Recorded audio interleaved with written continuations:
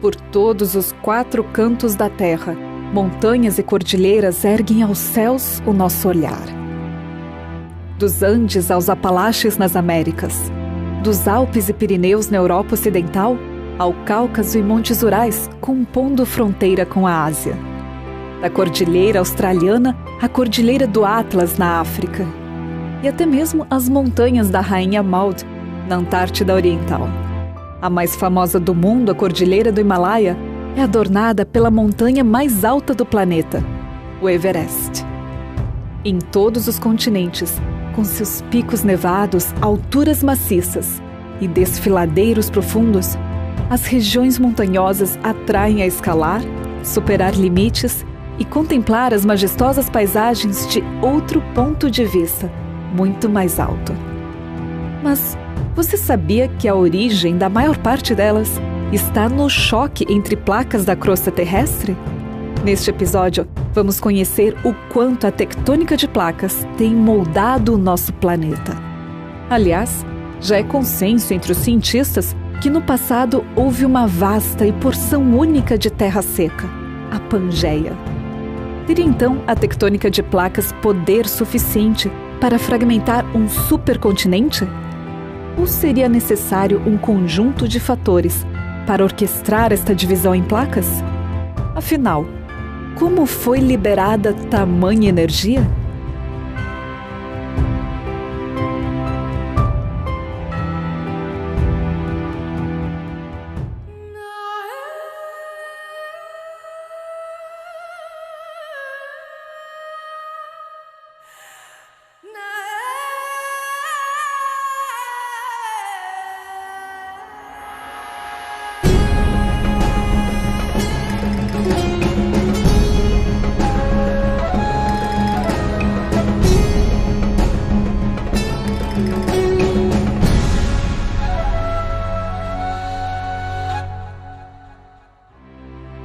Ao observarmos atentamente um mapa mundial, é fácil perceber que a costa da América e da África parecem se encaixar. Séculos atrás, atlas que revelavam contornos do Velho Mundo e do Novo Mundo já ofereciam as primeiras evidências de uma configuração complementar semelhante à de peças em um quebra-cabeça. Foi o cartógrafo belga Abraham Ortelius, considerado o pai do Atlas moderno, que em 1596 sugeriu que as Américas foram afastadas da Europa e África por terremotos e inundações. E afirmou: os vestígios da ruptura revelam-se se alguém trouxer para sua frente um mapa do mundo e observar com cuidado as costas dos 3 continentes. Mesmo assim, em 1920, o cientista alemão Alfred Wegener foi ridicularizado ao propor a teoria da deriva continental. Somente na década de 1960, a comunidade científica reconsiderou com novos dados e aceitou efetivamente a tectônica de placas. Que evidências trouxeram, então, esta mudança de paradigma, quando até então poucos de fato creram?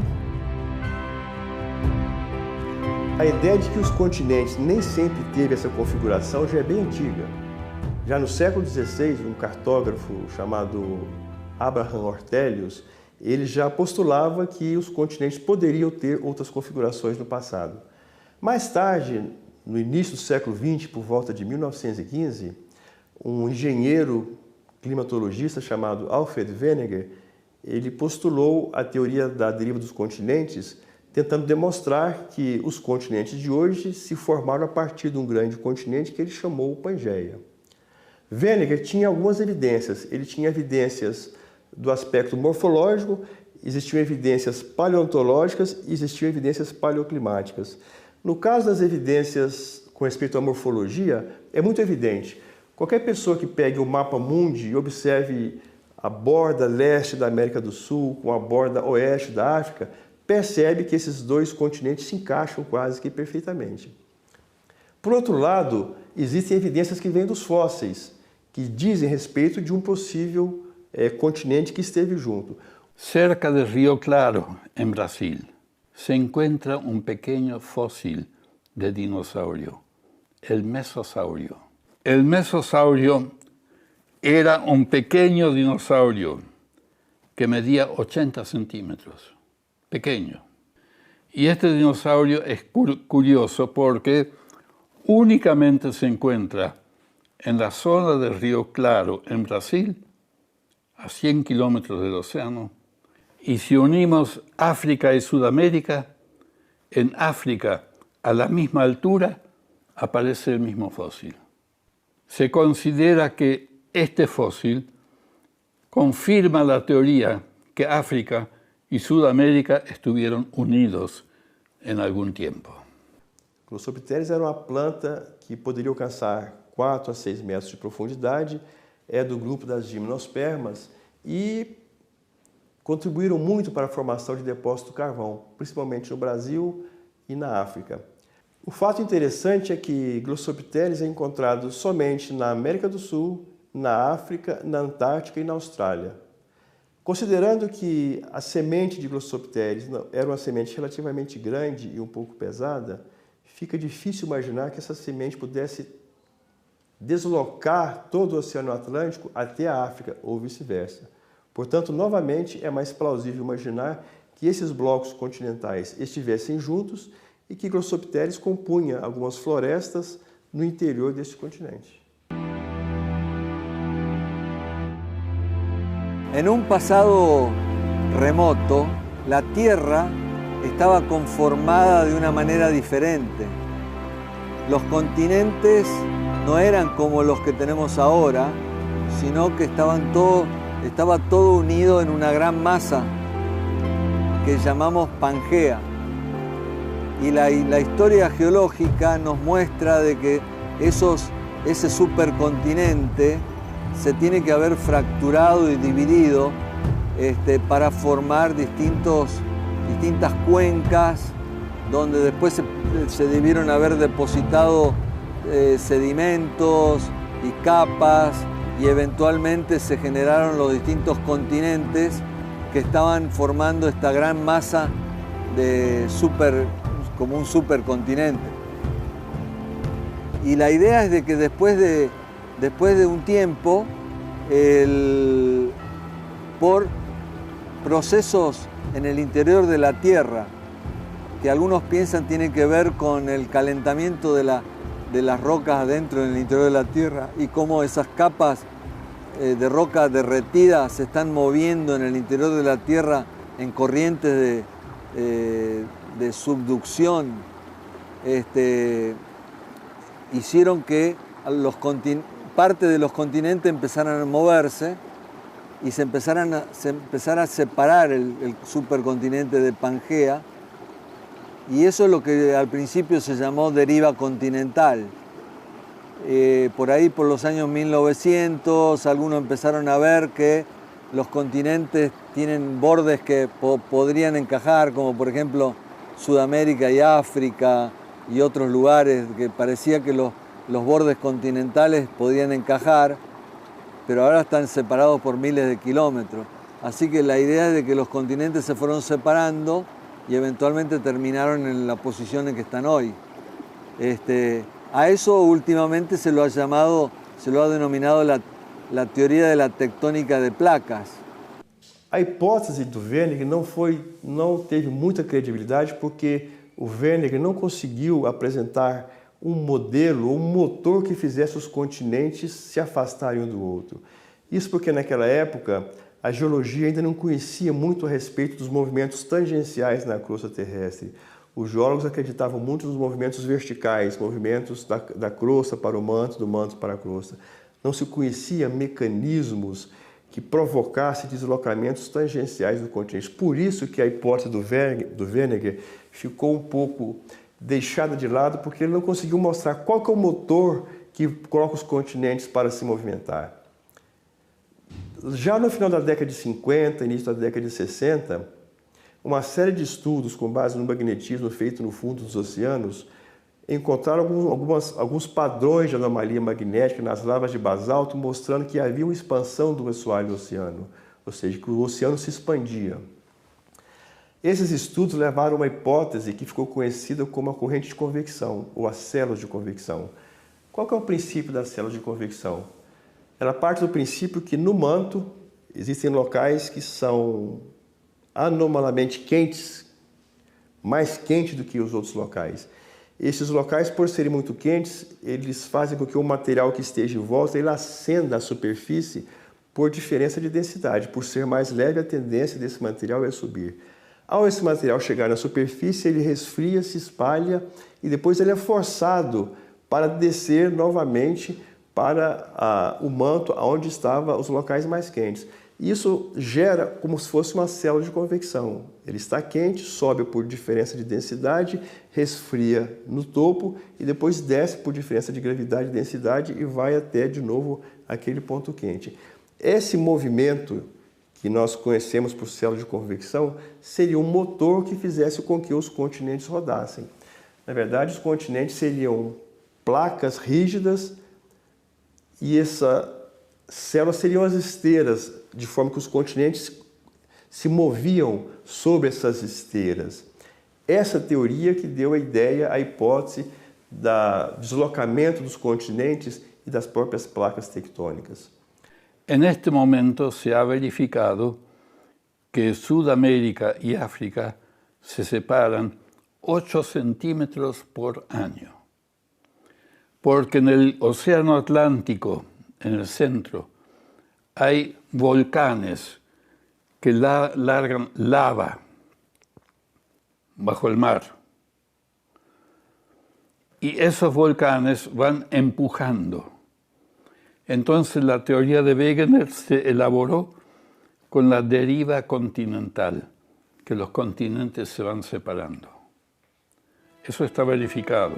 Y como la base del Océano Atlántico va empujando los continentes y existe también la placa del Pacífico, el continente de Sudamérica se va arrugando y aparece la cordillera de los Andes. Esa es la deriva continental, que hoy es aceptada por los geólogos. A energia que move as placas terrestres enquanto estas flutuam no magma é de origem ainda incerta e, de certa forma, desconhecida. O fato é que a deriva continental continua a ocorrer e, neste discreto movimento que hoje atinge no máximo 10 centímetros por ano, a consequência se faz notória ao extremo quando as placas friccionam, provocando tremores de terra. Essas forças que culminam em terremotos tão gigantes e imprevisíveis, não podemos impedir.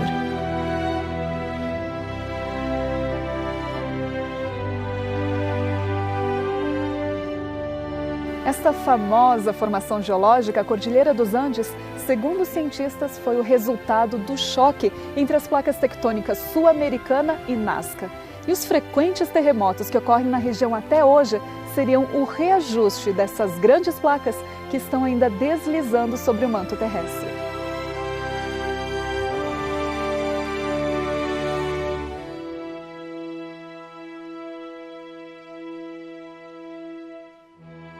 No caso da Cordilheira dos Andes, nós temos o Oceano Pacífico mergulhando por baixo, a placa do Pacífico mergulhando por baixo da América do Sul. Um outro caso, as placas estão expandindo, como é no caso do Oceano Atlântico. A África está afastando do continente sul-americano pela expansão do assoalho oceânico. Ou seja, existe uma grande dorsal no meio do Oceano Atlântico, que é o eixo de simetria a partir do qual as duas placas se separam. Existe uma terceira situação em que as placas nem estão convergindo, nem estão separando. Elas estão num movimento diferencial, uma em relação à outra. Isso é um caso muito comum na falha de St. Andreas, lá no oeste dos Estados Unidos. Essa configuração das placas que passou a explicar grande parte, se não todos os terremotos e os vulcões. Ou seja, os terremotos e o vulcanismo está quase que essencialmente associado ao movimento de placas. E eles ocorrem justamente no limite das placas em função da estabilidade gerada do movimento diferencial de uma placa para outra. Portanto, nesses movimentos eu gero terremotos, nesses movimentos eu gero calor, eu aqueço a profundidade, gero magma e eu gero os vulcões. E em Califórnia, en Estados Unidos, está uma fisura que se debe a que la placa del Pacífico empuja y la del Atlántico empuja. Entonces ahí está la falla de San Andrés, donde se producen terremotos, cerca de la ciudad de San Francisco y otras ciudades grandes. Y en Chile se producen terremotos por el mismo motivo, porque la placa del Pacífico empuja, la del Atlántico empuja, en algún lugar el continente se tiene que arrugar, la cordillera de los Andes. Y juntamente con el levantamiento de la cordillera se producen roturas, que son los volcanes. Por eso hay 40 volcanes en Chile, en el límite con Argentina. Se cree que la corteza terrestre está formada por alrededor de unas 20 placas, algunas más grandes y muchas pequeñas, que se están moviendo todavía hoy a cierta velocidad y algunas se están separando unas de otras y otras están chocando unas con otras y otras pasan rozándose unas con otras y entonces producen bordes de distintos tipos. Bordes convergentes cuando las placas se unen y chocan o cuando una placa se mete debajo de otra, o bordes divergentes donde se está separando las placas, como por ejemplo en la dorsal centroatlántica, en el fondo del océano Atlántico, tenemos un lugar donde se están separando las placas y ahí está surgiendo material volcánico constantemente. Entonces, en estos lugares de separación surge nuevo material volcánico que se va acumulando en el fondo en forma de basaltos. Y en otros lugares se producen deslizamientos uno a lo largo del otro, donde las placas se van rozando. A lo largo de todas las placas, de todos los bordes, ocurren terremotos y erupciones volcánicas, levantamiento de cordilleras donde están chocando las placas, donde por ejemplo una placa se mete abajo de la otra, entonces llega a tal profundidad que el material que tiene se funde, se hace líquido y después surge otra vez en el medio de una cordillera acá en la placa continental. Caso muito típico é o caso do Japão. No caso do Japão, nós temos duas placas oceânicas se chocando uma em relação à outra. Portanto, o Japão está em cima de uma cadeia de vulcões, porque eu tenho choque de duas placas oceânicas, o atrito entre elas gera calor em profundidade que gera os vulcões em superfície. Portanto, todo o Japão, na verdade, é uma ilha vulcânica. Essa é uma situação, placas oceânicas chocando com placas oceânicas. Eu tenho um outro exemplo, que é até recente, no caso do terremoto no Nepal, onde eu tenho placa continental chocando com placa continental. Também gera terremotos muito violentos. Nesse caso, eu não tenho nenhum envolvimento de placa oceânica. Eu tenho dois blocos continentais. A placa da Índia com a placa do norte, lá da Ásia, se chocando continente com continente, chocando uma com a outra. Nesse caso, um dos efeitos é a própria Cordilheira dos Andes, que é o resultado do choque desses dois continentes. Então, nesse caso, eu tenho continente com continente. Uma outra situação que nós temos seria continente com oceano. Ou seja, nem é oceano com oceano, nem continente com continente. Eu tenho crosta oceânica batendo numa crosta continental, que é o caso mais típico da América do Sul. Resultado seria a Cordilheira dos Andes na América do Sul e as Rochosas na América do Norte, onde a placa do Pacífico, que é uma crosta oceânica, força a placa, no caso a placa da Sul-Americana. Como a placa sul-americana é mais rígida e mais espessa, ela é da ordem de 50 a 100 quilômetros, enquanto a placa oceânica é da faixa de 10 a 5 quilômetros, portanto muito mais fina e mais maleável, a tendência é que a placa oceânica penetre por baixo da placa continental, mas o contato das duas gera uma cadeia de montanhas que no caso da América do Sul é a Cordilheira dos Andes. Pangeia foi um grande bloco continental, um megacontinente que teria existido no passado da história da Terra. Não dá para nós afirmarmos que Pangeia teria sido o continente mais antigo, uma vez que quando nós olhamos no seu interior, nós encontramos suturas ou cicatrizes que indicam que Pangaea, na verdade, teria se formado a partir da reunião de outros blocos continentais, dando origem a esse grande continente. Portanto, Pangaea se formou, ficou intacta por um tempo e depois ela se fragmentou, formando dois grandes blocos, Gondwana no hemisfério sul e Laurásia mais para o hemisfério norte. E em seguida esses blocos foram se partindo e deram origem aos continentes que nós temos hoje. América do Sul, América do Norte, África, Antártica, Oceania e Ásia.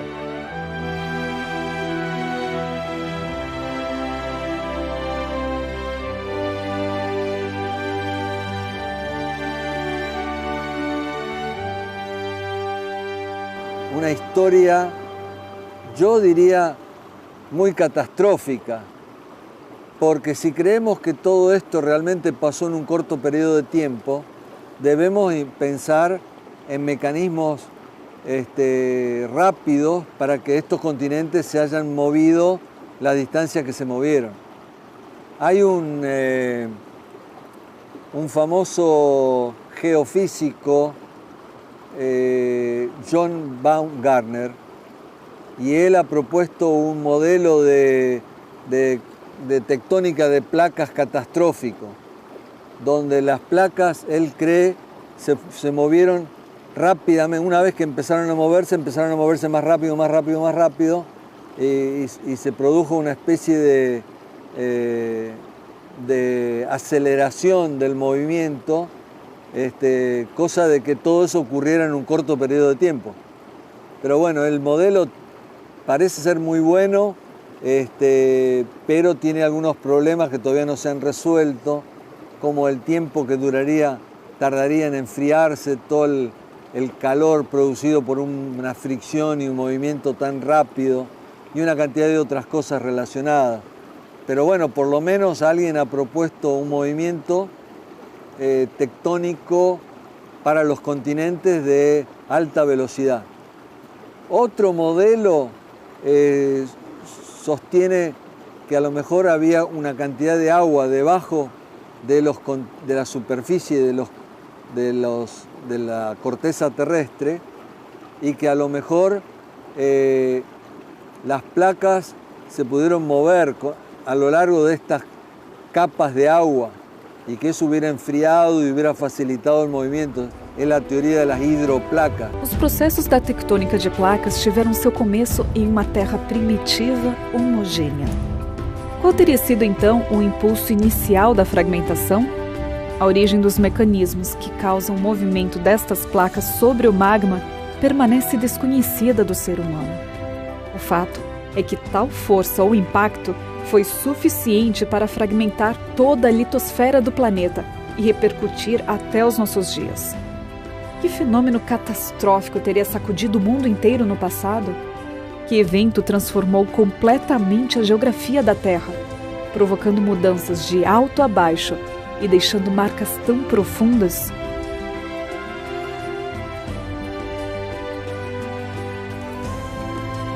Assim como a compreensão da deriva continental há meio século representou uma revolução científica, quebrando os paradigmas da época, a história da Terra tem sido reescrita em sucessivas atualizações de modelos a partir dos novos dados, o que nos faz refletir.